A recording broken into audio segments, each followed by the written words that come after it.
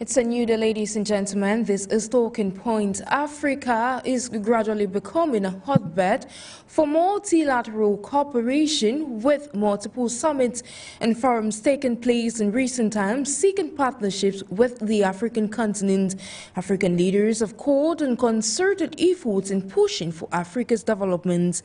At the just ended Korea-Africa Summit, Liberia's President Joseph Nyomabuakai called on world leaders to recollect that the future is not guaranteed unless concerted actions are taken to leverage Africa's potential to achieve common goals and foster a transformed, equitable and sustainable future for its people. From human to mineral resources to climate change and security, Africa's aggregate contribution to the welfare of the world has never been more evident. Yet despite the resources as a bloc, African countries struggle to assert themselves as key players and partners in world affairs. Speaking of innovative partnership, the St. Petersburg International Economic Forum has just debuted in Russia, a forum for enhanced cooperation with global actors, including African nations, in a multipolar world.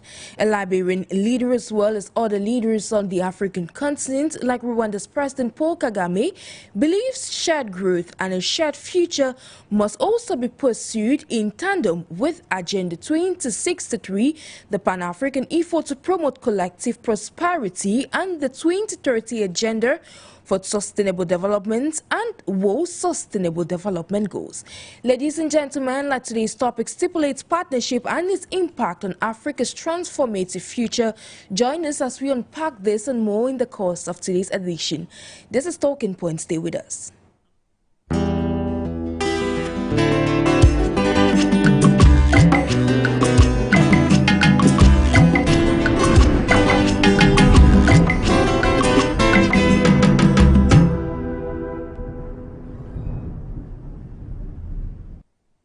Hello, Africa and the world. Thank you immensely for joining us on the first dose of Talking Point over your #1 Pan-African channel. For you Media Africa, you're watching us on For You Television, listening to us over the airways of FM 96.3. Of course, we're streaming live on YouTube. Thank you for joining us. Today, we shall be talking about partnerships with the African continent, of course, evoking the impact it's going to have on Africa's transformative future. To evoke this topic of discussion this afternoon, ladies and gentlemen, as panel, we have Dr. Stanley FONGOD, who is a Pan-Africanist, and he doubles as the CEO of CROSTON FINTECH. Greetings, sir. Welcome to today's edition.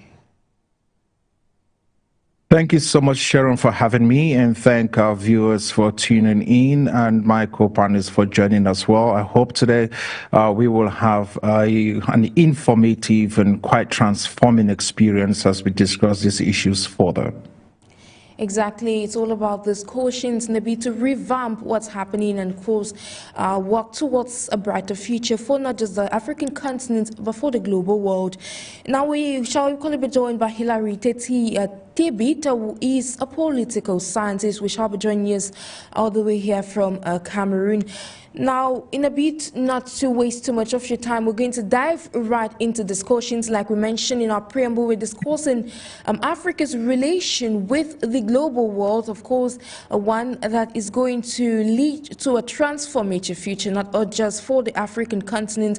In recent times, we saw the Kenyan president that has called for reforms in the financial architecture, global financial architecture across the world, in a bid to leverage the African continent in a point where it shall be able to have a fair share when it comes to discussions with the rest of the world. Now, so Dr. Stanley, how would you describe the partnership Africa has with the rest of the world? Well, the reality is that things are not really that rosy these days, and the reason for that is because The colonial structures have not been able to help the African develop her true potential. And as a result of that, we are living in a society where most of the structures that we have in place does not favor the African. Those were colonial structures that were in place to favor the Europeans and the colonizers and those who came to occupy and carry as much as they could out of the continent of Africa. The structures that were put in place, especially in the finance sector, were placed there to benefit those who were colonizing us, not to benefit the African as a whole. So we are in a place in history where we need to be able to revamp and literally transform these sectors to benefit the African and do so from an Afrocentric perspective. It's incredible that now we are actually in the space of AI, and one of the reasons for, sorry, not AI, but cryptocurrency, which is blockchain technology. And one of the reasons for that is actually to have a decentralized platform where we can have a decentralized, a banking structure where there's no hierarchy, especially in countries where you have to look at your own central bank being placed in some foreign European country, which currency cannot even be accepted in the country to which it is that is hosting the currency that you're using. So, for example, if you're going to leave Cameroon, you cannot use the CFA franc in Paris. You cannot use it in France. It's not recognized out there, but yet the central banking system that we have for the CFA is actually in France. That's how stupid and how crazy this system has been. We have to find ways to be able to revamp this, and thank God to blockchain technology, cryptocurrency. I think it's time for us to basically embrace the technology of our age and time so that we can be able to further, emancipate, liberate ourselves from these colonial tantrums that have literally placed us in the place where we are today. Exactly. Now, I'd like to recall you evoked something very important. Technology is a key point when it comes to the advancement of the African continent. I'd like to recall during the just ended Africa CEO Forum, the Kenyan President William Samoei Ruto was asked the question, who is the best partner for the African continent? A lot of people laughed, but that is a very pertinent or very peculiar topic for the African continent, especially at a time when a lot of countries are striving to partner with Africa. Now, with all this in mind and the current geopolitical atmosphere which is happening at the moment, in your opinion, what would you say, or who would you say is the best partner for the African continent? The best partner for the African continent is the African. If the African will not become a partner in the development of her own continent, then I don't think that anybody has anything to be able to give to the African. So we have this in perspective. If you look at the spending block just in the United States of America alone, just among the African American group in the United States of America, it's staggering. And if that group alone was going to focus her attention on the continent of Africa, we will be out of poverty in less than a decade.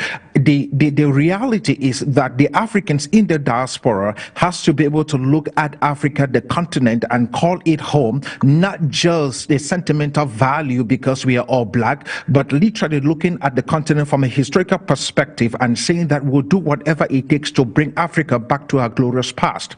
We understand the pain, we understand the pains of slavery, we understand the pain of the colonial era, but time has come for us to wipe our tears, dust our boots, and basically do whatever it takes to pull our own self by our own bootstraps, even if we don't have any will create them, and basically pull ourselves by our own bootstraps and do whatever it takes to become successful. So if you're thinking that I will say that France, God forbid France, if you think that I will probably say, Russia, China, or even, some French groups in the United States of America can be able to be of help to the continent of Africa, it's not going to happen. I think that the best partnership that Africa can ever have will be for us to open up our borders for Africans to flow freely across the continent for trade and human capital. We need to do that for the African, by the African, with the African ideals in mind. That's the best possible way in which we can be talking about any kind of legitimate partnership that is meaningful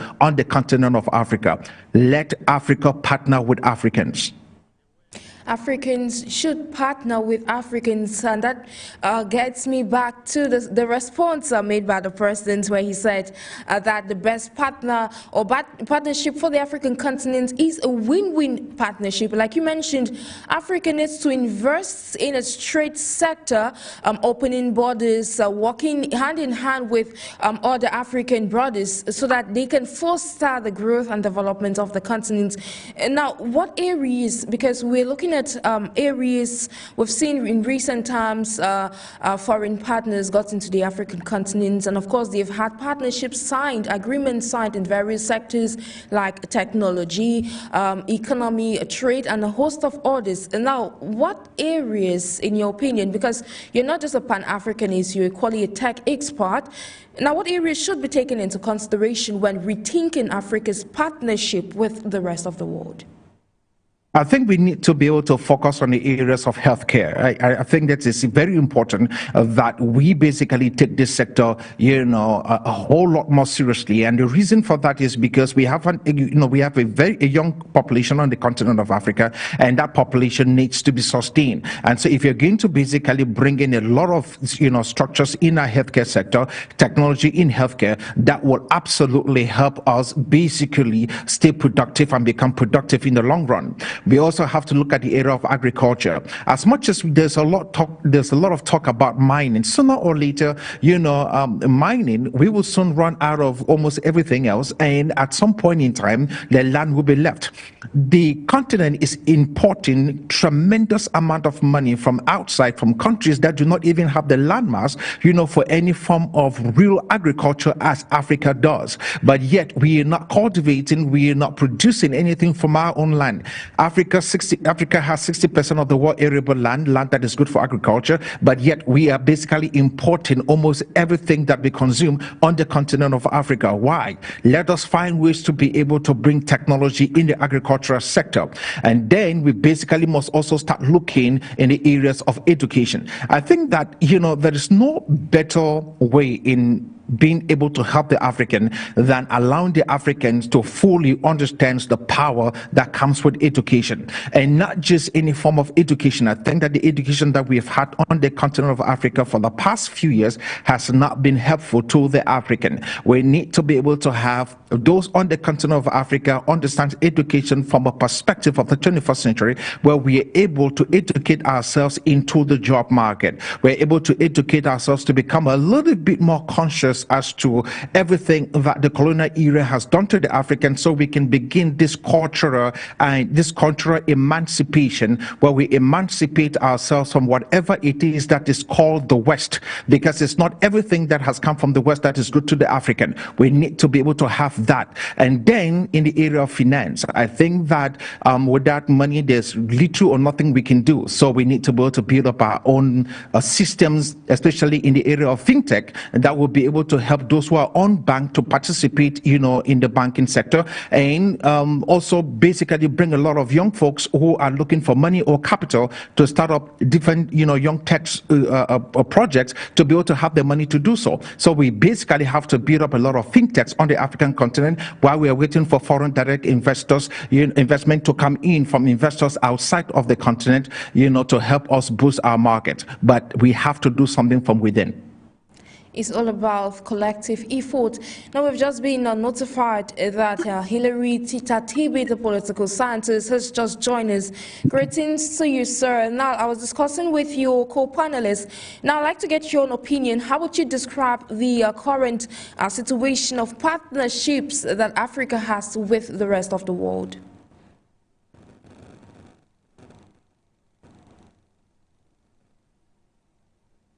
HILARY, TITA, please, if you're with us, can you kindly unmute your mic?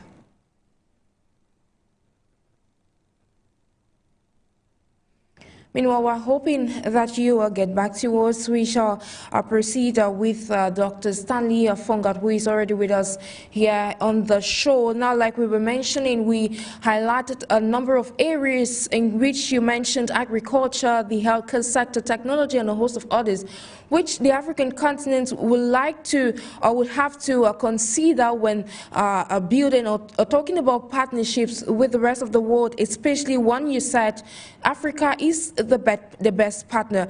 Now, in the early years, that is in the time or period of post-independence histories, almost all African countries had addressed their pressing challenges, which they have with concerted efforts amongst themselves. Now, in recent times, Africans are no longer turning towards that directive like they used to do in the past.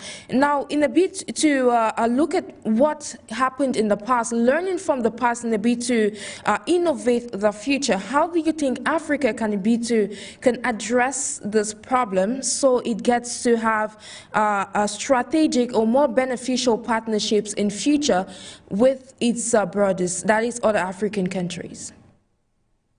Well, I think that, there's one particular partner that we need on the African continent, and I think that would be especially those in the diaspora, Africans who are actually out of the continent of Africa, to be able to come into the continent of Africa. That being said, and I said that because the reality is that if you understand exactly that those who are outside of the continent of Africa do not identify themselves primarily as, Ethiopian Africans or Nigerian Africans or from Cameroon or from Congo, they identified themselves as Africans. We need that mindset, that culture, that once you understand, once you're outside, for example, if you're in a place like Qatar, you're in a place like Dubai, especially in some of these Arab nations where black men have literally been treated like garbage, you will understand that when you are out there, the Qatari, the Sudan, the Qatari, or, the guy from Dubai or God knows where will not be looking at you and saying, this is a Nigerian, this is a Cameroonian, or this guy's from Congo. No, they treat you as an African. You're black, you're African. And so we need to be able to embrace that culture that we are Africans and to be able to further help the African continent evolve.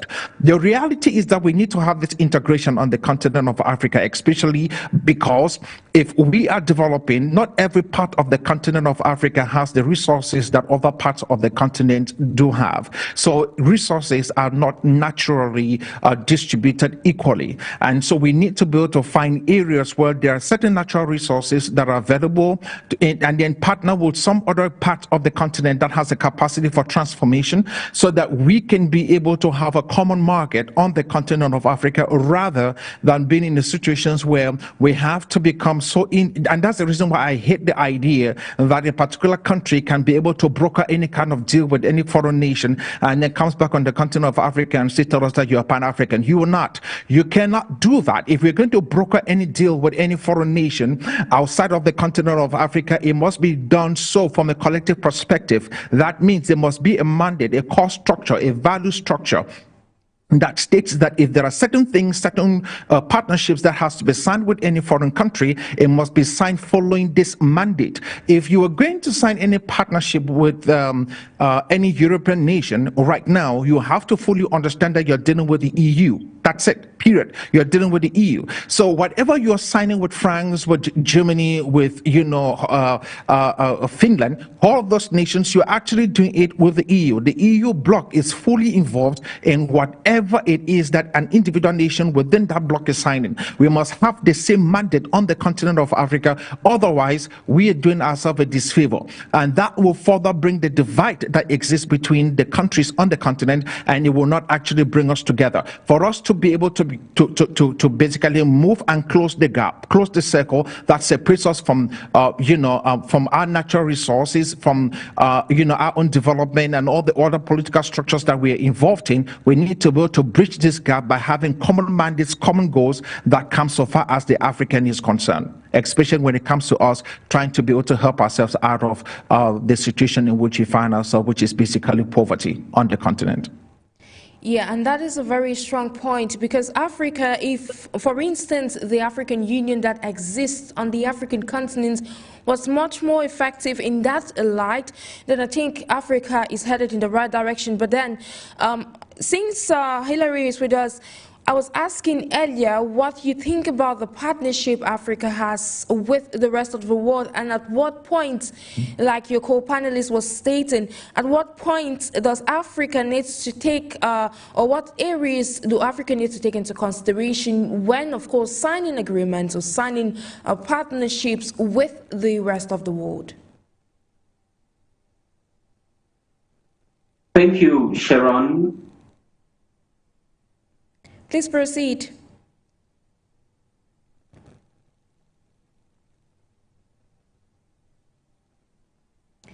Hilary, you with us?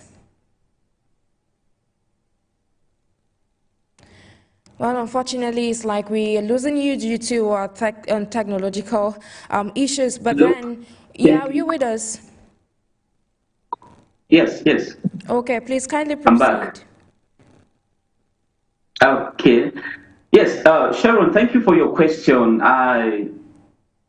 In politics, generally, it's about interests. So what interest does Africa have here?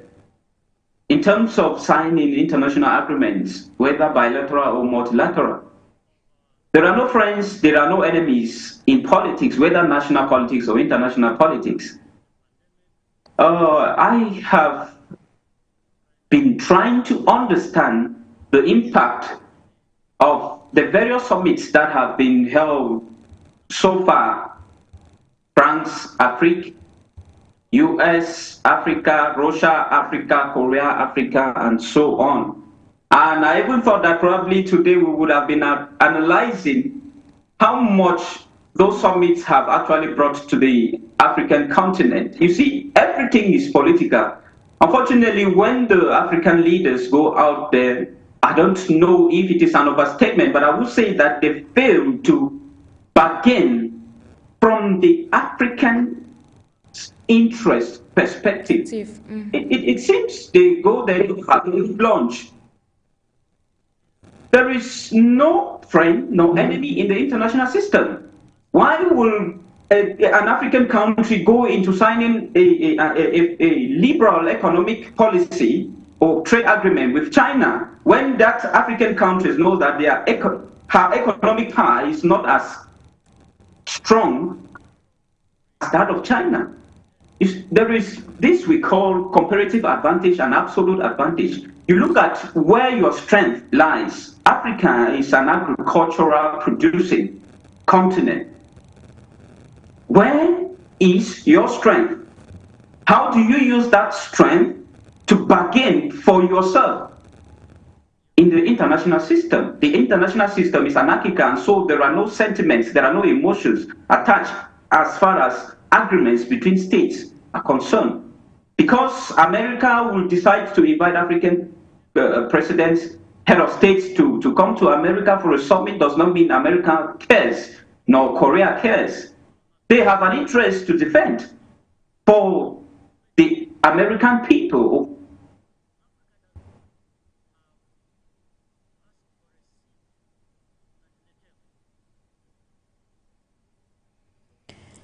Hilary, you with us? Well, unfortunately, we're hoping you're going to get back to us in the course of this program. But meanwhile, we'll proceed with you, Dr. Stanley FONGOD. And now you listen to your co-panelist and his point of view. He says everything, or in politics, there are no enemies, that it's all about interests and it's all about the benefits. Now, let's look at this from a different perspective. Do you share the same opinion as him? Yes, absolutely. I think that it is just common knowledge that the African has never been able to do anything, outside of the continent that actually benefits the African. The few Pan-Africans that we have, those who are responsible for helping us basically come to the place where we are today, men like Kwame Nkrumah, Patrice Lumumba, and the rest, exactly what became of them. Most of the leaders that we have today are actually pimps. Even those in the Pan-African circle, they are pimps in the Pan-African circle, they're just prostitution, the agenda for Pan-Africanism for their own selfish interests. It's not actually that they are Pan-Africans at heart. Men who are willing to put their lives on the line and die for the cause of the African continent, these are not the same people we have today. So if you have somebody who monopolizes elections and do whatever it takes to stay in power in the individual nations, what makes you think they will die for the continent or die for the people?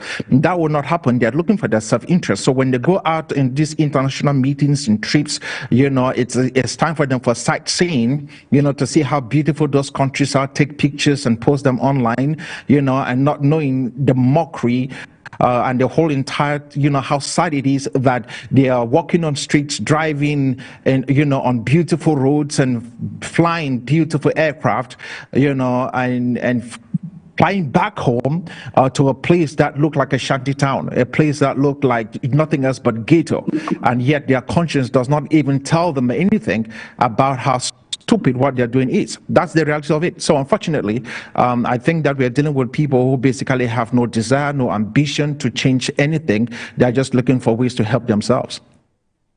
Thank you so much, Dr. Stanley FONGOD. Now back to you, Hilary. Let's drift a little from what your co-panelists said at the opening of the just ended Korea-Africa Summit that focused on shared growth, sustainability, and solidarity.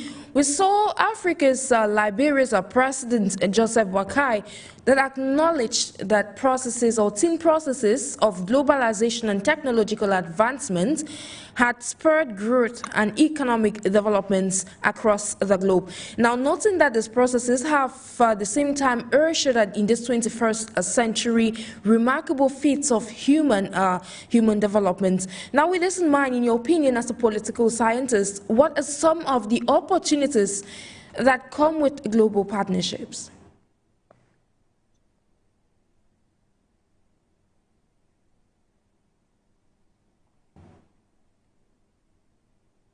Unfortunately, Hilary is still not with us, but then I'll redirect that question to you, Dr. Stanley. I didn't really get that. Can you just rephrase that again, please? So I was reiterating some of the key points or resolutions of the just ended Korea-Africa Summit.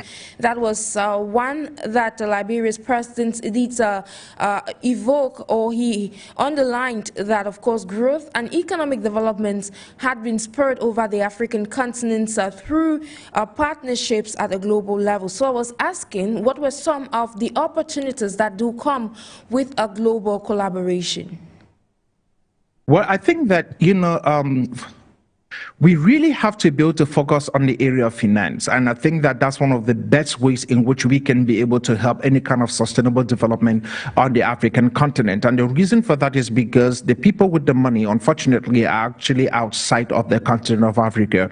We need to be able to create an environment to which it is, and this environment comes as a result of this partnership where foreign direct investors can be able to come into these countries, this place like DRC, a place like Rwanda, Cameroon, Nigeria, where they can come in and actually partner and be able to bring in an influx of money so that young tech startups, young companies, and even those who are small to medium-sized enterprises can be able to have the money they need to expand and basically maybe get more machinery for their, for whatever stuff they're doing, and be able to compete with some of the companies around the world. Unfortunately, we don't have that. So I think that, creating these partnerships is absolutely viable, especially when it comes to the areas of funding. The capital market, the bond market in sub-Saharan Africa is virtually non-existent.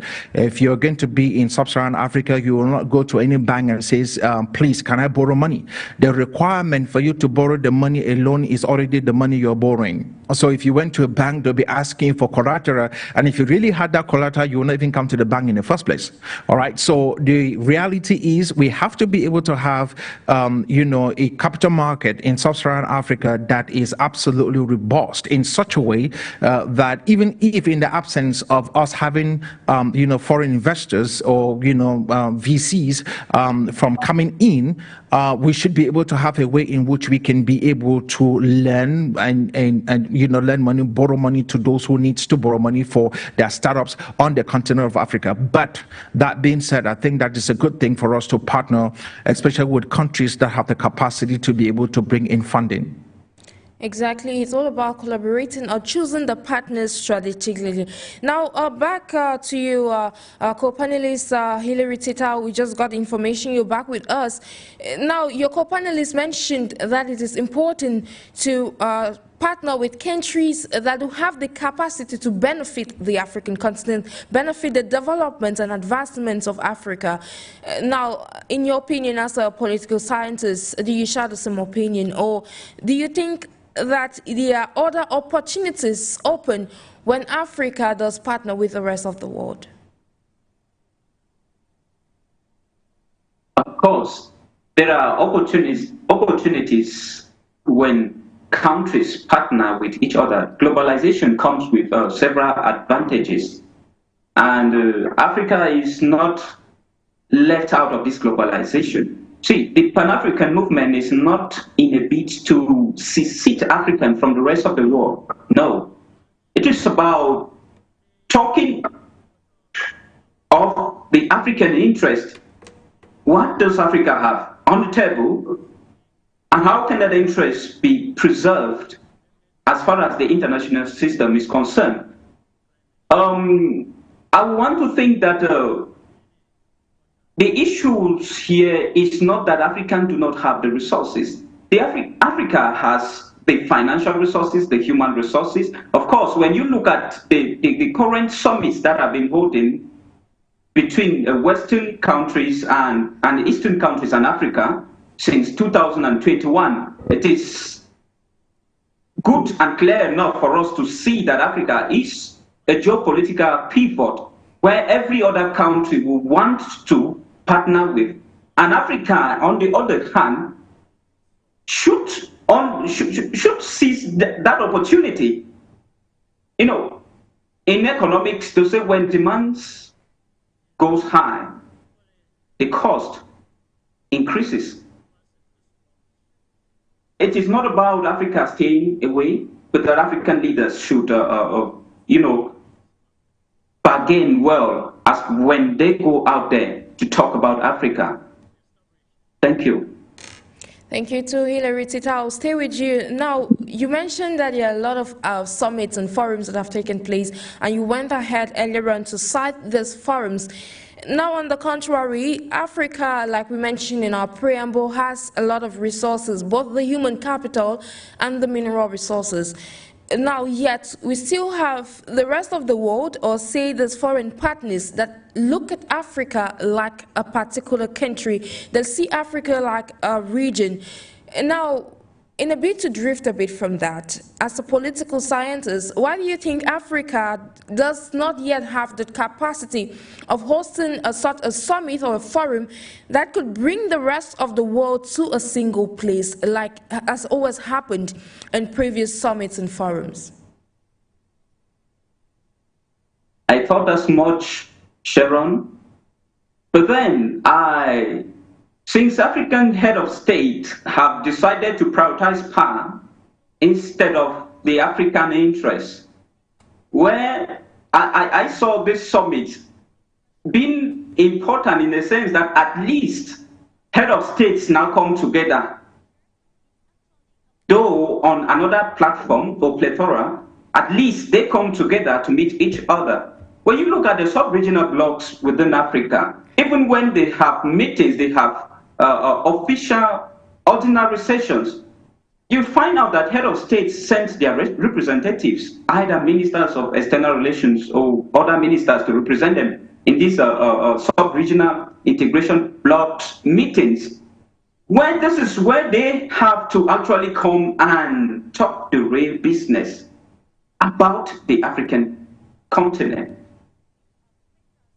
But then when they are being called up for a summit out there by a country out of Africa, you find them rushing to go there.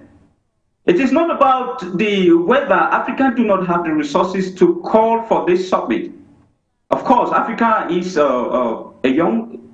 relatively a young continent.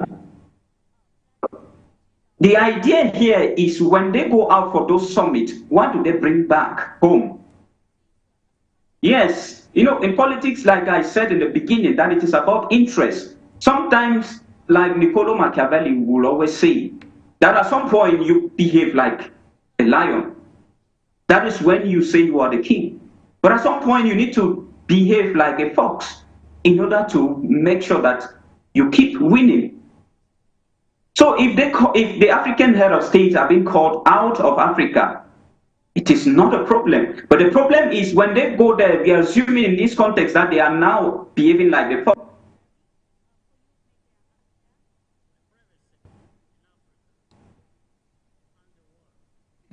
Indeed.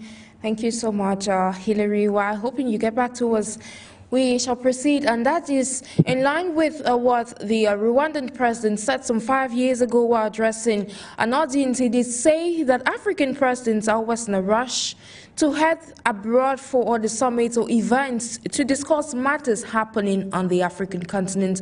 A call for African leaders to take part actively, of course, in solving the problems within the continent. Now back to you, Dr. Stanley. You listened to your co-panelists. And now we saw experts recently, your tech experts, so to say, we saw experts converge recently in Morocco for the first ever Africa AI Summit. And now we were talking of partnerships. We're looking at ways that will lead to the expandment, will lead to the advancement of the African continent. And now with that in mind, being the CEO of CROSTON FinTech, how would you say that such partnerships at the level of technology, of a cooperation, are beneficial for the growth of Africa? AI has great potential. Absolute great potential, especially in different sectors. I think, earlier on we talked about the areas of healthcare, agriculture, education, finance, infrastructure. There's just a lot of areas in which we can be able to use AI technology. For example, a use case in healthcare. We have the capacity with AI technology right now to do something called telemedicine, where you can be somewhere and a doctor is in another country and you receive the same first-class treatment as if to say you have to travel to that country where the treatment is offered. You can be anywhere in the world, and based upon AI technology, people have the capacity to take your blood sample, and then, out of very complex metric systems that is being used, to understand blood type, blood group, what's in your blood, we can be able to basically say a lot about what kind of diseases is going to happen in your future. If you're somebody who is predisposed to something like breast cancer, they can be able to say, you know what, maybe at this particular point in time, we basically need to do a mastectomy, basically take out your breast before something happens. If you're somebody that has to deal with ovarian cancer and you've had your kids, why are you keeping your ovaries when you don't need them? Then they will basically go in there and yank those things out long before anything occurs. A lot of folks have lost their lives, because of these diseases from organs that they really did not need in their old age. And so as a result of that, all of this comes as a result of AI technology. The technology is that advanced. Those are the good things, that we need to be able to benefit from AI. The African continent needs this, especially because we are leapfrogging a lot in so far as technology is concerned, and we basically need this to be able to handle a lot of other areas that we are lacking in, especially in the areas of fintech, finance, in the banking sector, technology in the banking sector. We have to be able to understand that if there be anything else that AI has given to technology has given to us, especially during this period, is nothing else but the blockchain technology. And blockchain has given us something called cryptocurrency. And I think the president of Rwanda came out and announced a couple of months ago, they have a project in the next 2 years to basically have an exchange in Rwanda. Their banking system will become digital, where they're going to include and bring in all of the other cryptocurrencies that are out there, to actually let Rwanda become a free market for them, where they can do the exchanges and everything else, and that would actually become the model for the continent of Africa. At CROSTON FinTech, the company I run, we started as of last year a cryptocurrency that is 100% backed by gold. And the reality and the reason why we did that is because we soon discovered that cryptocurrency is the future, but because it's so volatile, and cryptocurrency works as a result of, it's a demand supply curve dynamics. As you use cryptocurrency, so the value goes up. As people buy and hold, so the value goes up. By the time people start selling, that's called dumping, the value drops. And so that's why somebody tells you Bitcoin is up today, it's down tomorrow. So if you had a cryptocurrency that was backed by a commodity, that was backed by an asset, and let's say that particular asset, as in the case of CROSTON, is something called gold. And because gold has this intrinsic value that is so beautiful. It has been used as money itself, for thousands of years. And its cluster abundance in the earth crust is not going to increase. It is what it is. We cannot manufacture gold in the lab. You can manufacture diamond in the lab, but not gold. There's no alchemy for gold, period. Gold is gold, and there's nothing you can do about it. The quantity of gold we have will not increase, and that's it. So it becomes a very good asset to be able to back up any cryptocurrency or to be able to back up any money. And that's why money in the past was actually backed by gold before we got into the fiat system.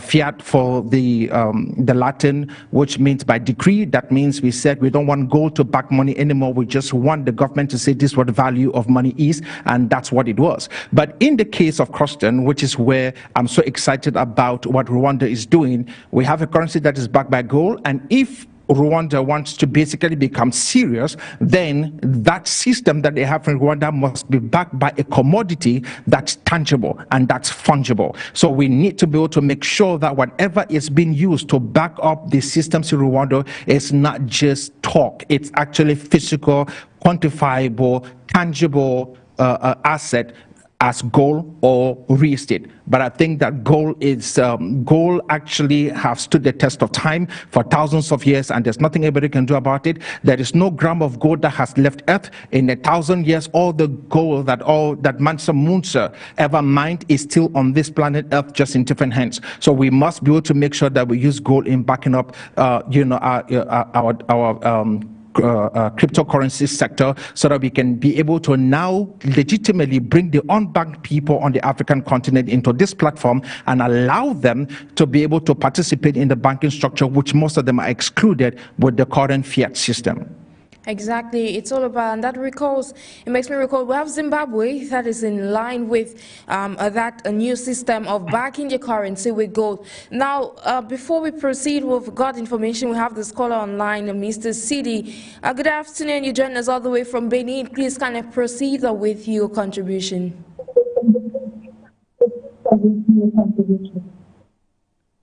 Yeah, Mr. Sidi, can you proceed? Hello? Yes, good afternoon.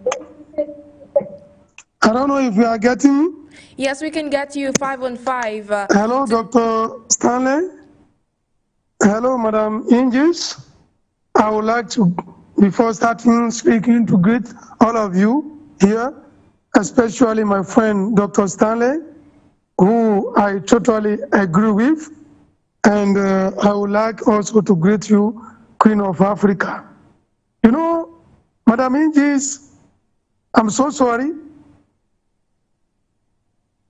If we want to negotiate, if we need a partnership, or we need an impact of a partnership, we must be united. We must be united, madam. You know, when we will continue to go from summit to summit without any unity, we will always negotiate badly, and we will always fail. This is the reality of the problem that we have. And we must demand, that our raw materials be transformed in Africa to industrialize our continent. Otherwise, we will always remain poor and useless to ourselves. When we take among our problems in Africa, for African states to effectively transform their economies, they need to plan the process, formulating relevant economic and social development strategies and policies, and implement the plans and policies. So, right, civil and political right, economical, social, and cultural, as well as the right to development, are some of the elements that we need. You know, we have limited capabilities of African government, and inappropriate economical policies pursued into the 1990s, and corruption. This is our main problem. And if we need to develop ourselves, we have to establish African economic areas that would tie, the economic interests of leading and lagging countries in each regional neighboring tightly together, allowing and maintaining the free movement of labor, capitals, goods, and services within these areas, maintaining and protecting access routes between landlocked countries and outlets for trade, and providing the political space to support investment in regional infrastructure. In exchange for this action, bilateral and multilateral development partners could commit to a big increase, because it's not what we are doing today now between Benin and Niger, for example, which will develop Africa.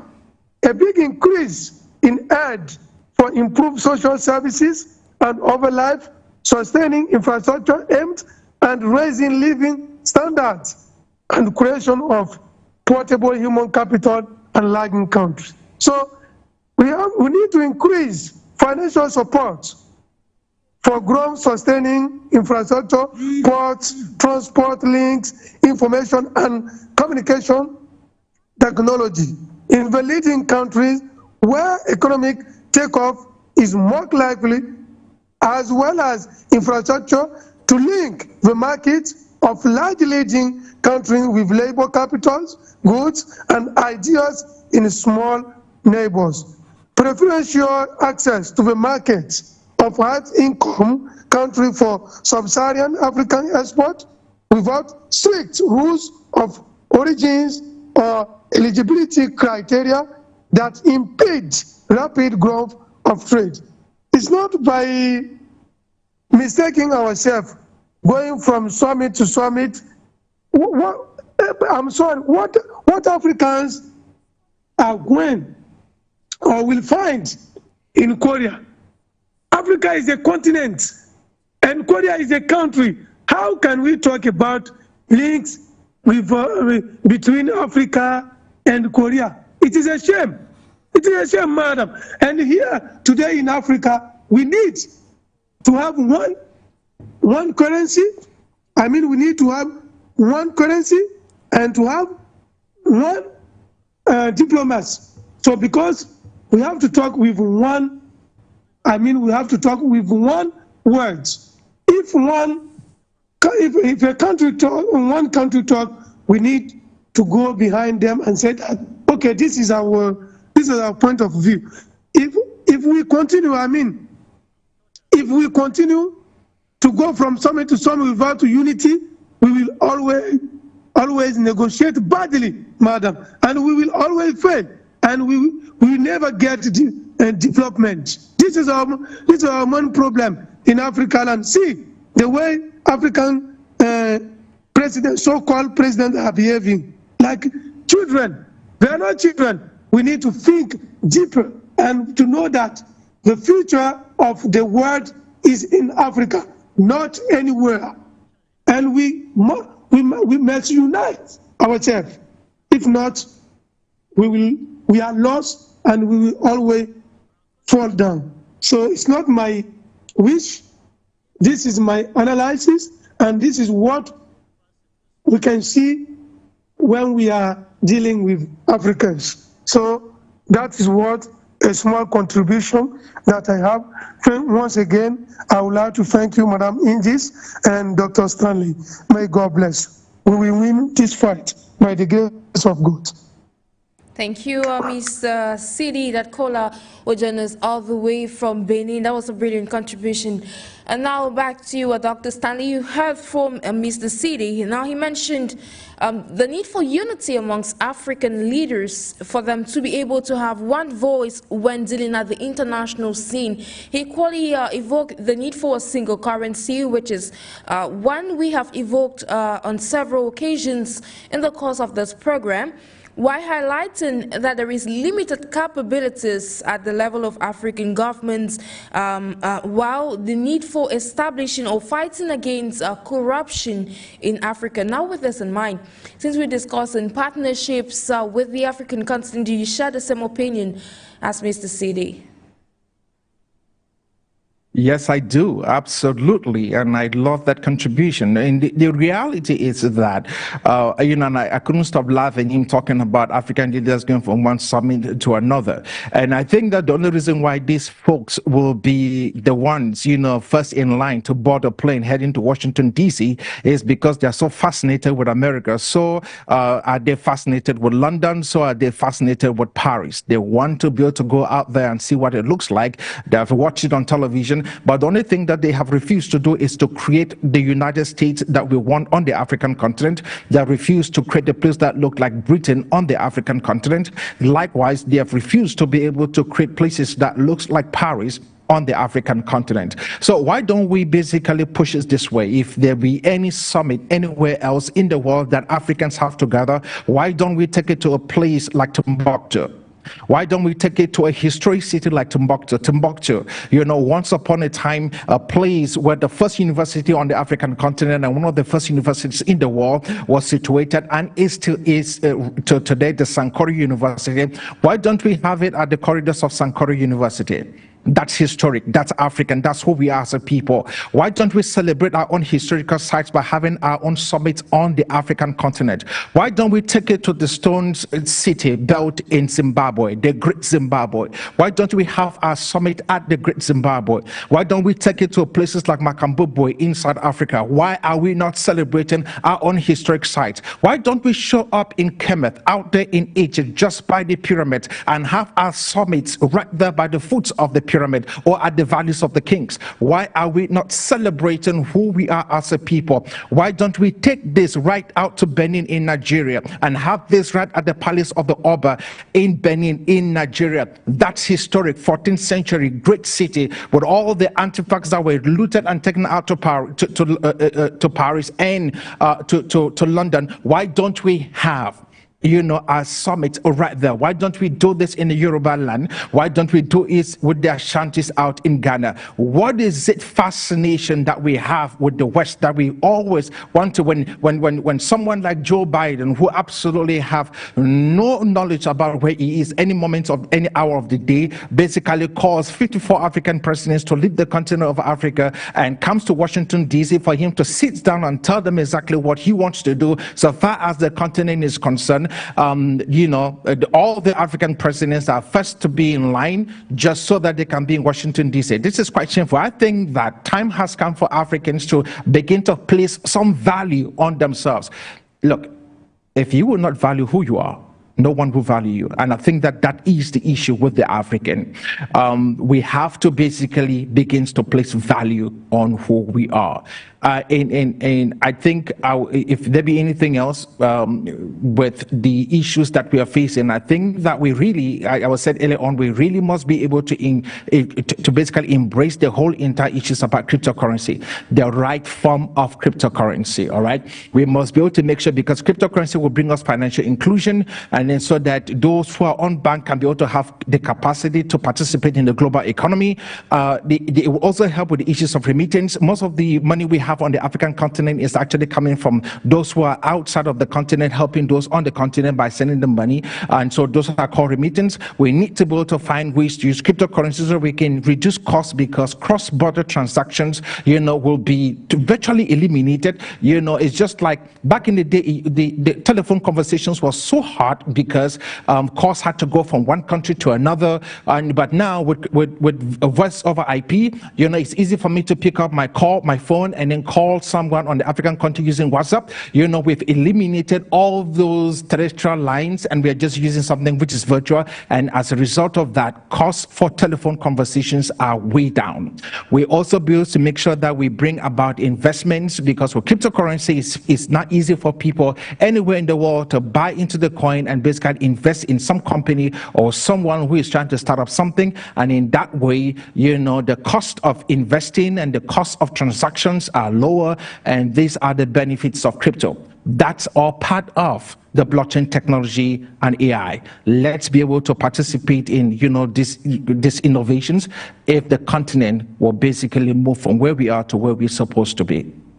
Exactly, collective effort on that one. Now, like we mentioned, Africa has been signing partnerships with the rest of the world on various fronts.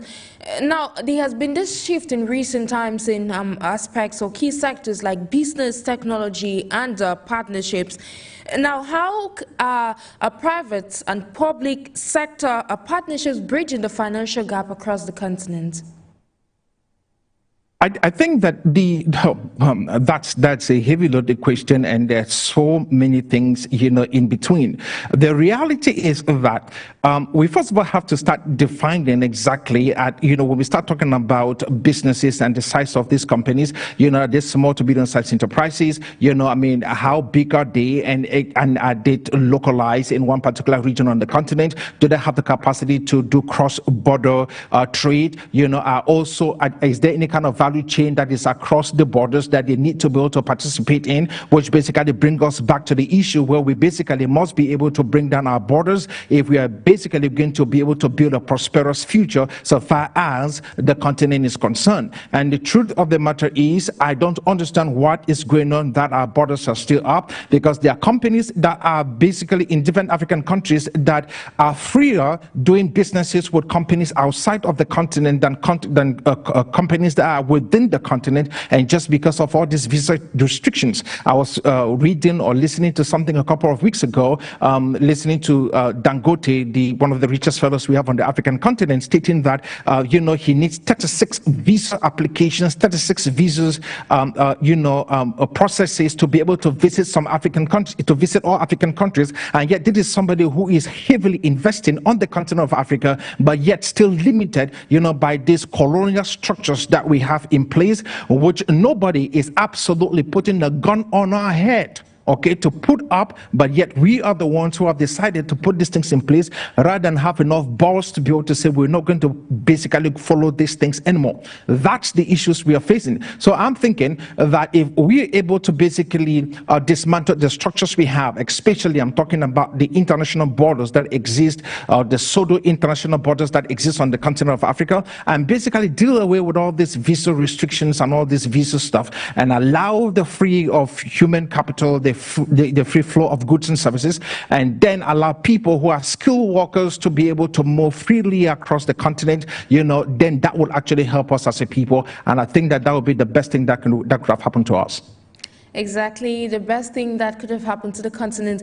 Now, in recent times, we've seen African continent, in terms of partnership, welcome some partnerships in the sectors of infrastructure and the sectors of others like health, technology, like you cited now in the building of roads, bridges, dams, and other infrastructural projects across the continent.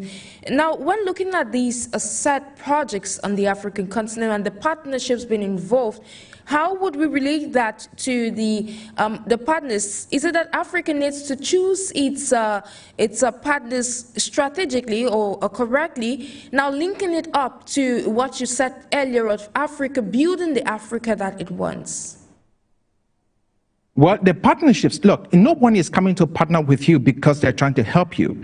Anyone who is coming to partner with you is looking at the bottom line first, and it has to be a win-win situation for them at best. If not, they has to be able to be thinking of ways in which they have the upper hand. And that's what partnerships are. When two companies merge, one company becomes one partner, basically maybe, names change, more shares, becomes a little bit more dominant in terms of control of decisions making so far as the overall structure and decision making of the company is concerned. That's what happened in the business world. When you have a company coming to partner, or you have an investor coming in to partner with another company on the African continent, that we must be able to ask these questions. Number one, what is the benefit to the African? What is the benefit to our society? And when I talk about society, I'm talking about everything that pertains to us as a people. For example, if you have a company that is coming into the mining sector, what are their own own environmental processes that will be able to protect the African from every other thing as far as the environment is concerned. If you go to a place like the DRC, you have foreign companies that are coming out into the DRC. They are literally doing illegal mining, okay? I mean, illegal mining in every sense of the word. The technology they're using, the processes that they're using is absolutely inhumane to the African. They are poisoning our waterways, okay? They are messing a lot of things up in such a way that in the DRC, as we speak, some reefs, some streams, it's not possible for you to be able to use those streams to be able to water anything, because they will just burn the crops up because of the hard minerals that are in the waterway. And then you have kids that are born with cleft palates. They need surgery, all kinds of deformities because of what is happening, because of the aggressive and mining that is taking place in that particular part of the world. But you don't hear that happening anywhere in the West, because there are processes that they must follow. Mining companies must follow. There are regulations that they must follow, and there are checks and balances that must be in place before these companies actually can be able to start mining. We don't have that on the African continent. And I say this because if you have a company that is coming into the African continent that is only primarily focused on profits, and it's not looking at the overall picture as to how will this be able to affect the African. What are we doing? What are our stakeholders? Okay, when I talk about the stakeholders, I'm talking about everybody else. What will the stakeholders, how does this affect the stakeholders? And if we are not looking at this picture, we are just thinking about profit, you know, then we're going to have problems. I think that the African must be able to ask this question before we get into any partnership with any other country or with any other company. And secondly, we must also be able to evaluate the companies that are already operating on the continent of Africa to make sure that laws have not been broken. If there are laws that they upheld in their own individual countries, I don't understand why they will not be able to be held at the same standard, you know, in the countries in which they're operating. And we must be able to do so. We have to be able to make sure that whatever partnership we have benefits the African, you know, not just at the profit level, but at the environmental level as well. So how do we ensure that these partnerships are beneficial for the African continent, like what William Ruto's term, a win-win kind of partnership? Lawyers. We need to get folks who understand the law, that will be able to read things and write things and put things in place. There must be a consortium of folks, you know, lawyers. We must have lawyers, we must have environmental scientists, we must have folks who basically understand exactly what's going on within the mining sector, or any sector for that matter. We must bring them down, and they must fully understand what the stakes are. Once that's done, let us have laws that protects the African, you know. If not, they will give us $1, okay, and they will give us $1 billion, they'll give us a trillion, whatever amount of money that comes in. But the consequences will outlast and outlive our generations, and generations to come will suffer as a result of the things we did, you know, in our generation in the name of development and making money. Sometimes I'd rather we allow the landscape the way it is. We allow the rivers and the valleys and the mountains untouched, okay, just the way it is, and then pause long enough to think about the consequences of what we're trying to do before we get into any sector and then mess things up, not just for ourselves, but for generations to come. Exactly, the need for these rules and regulations within these sectors in times when moving forward in the need or light of partnerships. Now, ladies and gentlemen, if you're just joining us, this is Talking Point of our Pan-African channel for you, Media Africa. But today we're discussing partnerships and the impact this will have on the transformative future of the African continent. And now back to you, Dr. Stanley. You started a lot of important points, but then I would just like us to recall that the Kenyan president, whom I've cited so many times so far, he cited and he has called in recent times for the need for reforms in the global financial architecture, and that has been a call that has re-echoed, has seen reasonated with several African leaders in recent times. And now to be more precise, the Kenyan president, one that has been more peculiar about this call for reforms, something that was reiterated recently by the president of the African Development Bank, Dr. Adesina. Do you think, as a tech expert or as an economics as well, do you think that these reforms could create a balance when it comes to economic or global economic dealings? Absolutely. Look, in more ways, I'm not too concerned about what happened on the global stage, but even though I have to, because we live in basically a global village, and everything is literally linked with everything else. You can actually affect the price of anything around the world by something happening to a major economy like the United States or like China. So the reality is that we are in a place where we must be able to start thinking about ourselves first. Number one, when you start talking about the banking systems and the banking structures, there's only one country that you are actually talking about. That country is the United States, because those are the guys that have the currency for exchange. So and that currency is the dollar. We have to be able to find ways in which we do not just move away from the dollar into something else, but that we create something else on the African continent that will settle our debts and our transactions with.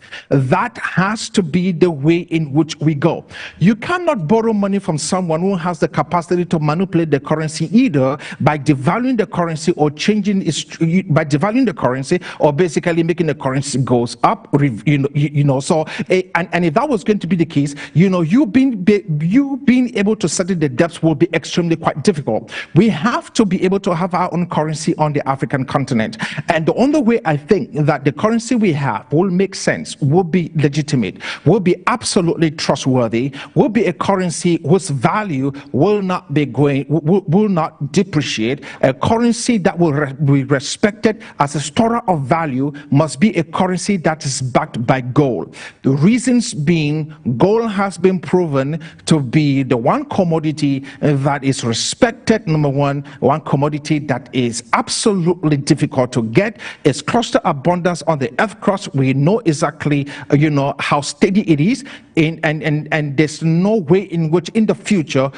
gold will suddenly becomes more than what it is right now, so that the issues of supply demand curve dynamics will basically fall in force way on that. We have to be able to have our own currency, and the only way I think that right now our currency should function is we need to have a hybrid currency that has a fiat tendency to it, for those who do not have the capacity to be in the digital form, and then to those who have the capacity, that currency should also have a cryptocurrency aspect of it. So we should have cryptocurrency on one hand, and a fiat that is backed by gold, crypto backed by gold. That should be the mandate for us on the African continent. Any talk about changing the financial structure and every single thing else is going to be moving us from one structure into another structure. I don't want us to move from one structure to another structure. I'd rather us build our own structure. If we build our structure, financial freedom, the African will be free overnight. The continent of Africa will absolutely be free overnight. It's not going to take up to 4 or 5 years, and Africa will begin to talk and operate and function like any other developed country around the world. That will happen within the period of 4 to 5 years if the African is able to have our own currency that is 100% backed by gold. Speaking of economic freedom, now we are talking of partnerships in the course of this program, and of course, how will the implementation of the African continent of free trade area, and of course, cross-border trade across the continent, further impact this wish or zeal of the African continent to emerge or get to a transformative future? If the African continent is too soft and absolutely having some kind of dementia so far as basically breaking down international boundaries within the African continent is concerned, and us becoming a united Africa and every single country becoming a state, if that is too difficult for us to do, break down the issues of visa and also literally stop any form of taxation when it comes to goods that are crossing, goods across borders. borders. That means all those custom duties we pay because the goods left Nigeria coming to Cameroon or from the Congo going into Rwanda, all of that stuff, if we can destroy all of that, then the African continent will be free. What that means is that we are basically going to be functioning a whole lot more on the digital space. Financial transactions will be done digitally, so we don't have to bother about, issues of settlement. It will be easy, and then the transport of goods and services across the continent will be easy. In that way, we will have come one step further into having a free economy on the African continent, where the value chains of goods and services is fully, in place, and it's not easy for somebody who basically who is manufacturing something that is needed in South Africa. The person is in somewhere in Ghana, but the person has the capacity to ship that in South Africa and still be able to have the money sent to them directly in Ghana, with no banking interference from nobody. That will be the day in which we begin to see the kind of freedom that we are looking for on the African continent. That's the only way we begin this journey, which is a long one, but that's a journey we can start today. Absolutely a journey we can start today. Given we are almost at the end of today's edition, in your opinion as an expert, what is the way forward for the African continent? I believe that the African continent is literally rising. I believe that with blockchain technology, cryptocurrency, the digital banking, mobile money, which is basically what we have today, I believe that machine learning, smart contracts, there's so many things that we have the capacity to be able to do. There are so many artifacts on the African continent that needs to be preserved. We have gold. Why are we selling gold? Why are we exporting our gold outside? We can actually be able to sell certificates on the gold we have on the African continent and use this whole entire world, which is totally non-existent on the African continent, and leverage what we have on the African continent even to those who are looking to invest on the African continent. We don't need to mine our gold and send our gold outside. We know we have the gold. All we need to do evaluate what we have on the African continent, evaluate our mines, know exactly the cluster abundance of gold in those mines, whether it's diamond, whatever mineral it is, have that certificate, and then leverage that certificate as a financial instrument for whatever stuff we were trying to do so far as the African continent is concerned.